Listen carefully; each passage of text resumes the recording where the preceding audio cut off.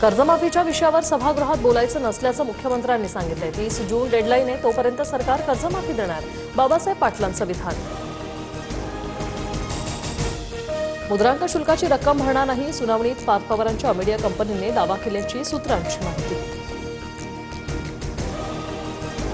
मुंडवा जमीन गैरव्यवहार प्रकरणी दिग्विजय पाटलांची पुन्हा चौकशी होणार। पुणे पोलिसांनी 8 डिसेंबरला दिग्विजय पाटलांना चौकशीसाठी बोलावलं।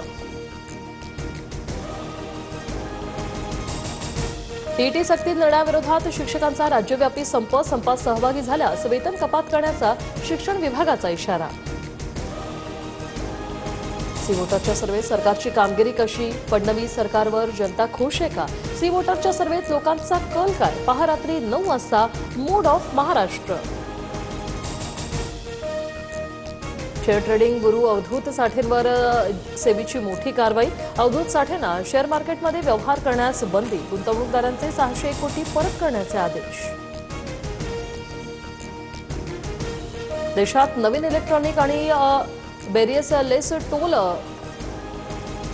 सिस्टम आणली जाणार, नितीन गडकरींची माहिती। वर्षभरात महामार्गावरील सध्याची टोल वसुली प्रणाली बंद राहणार।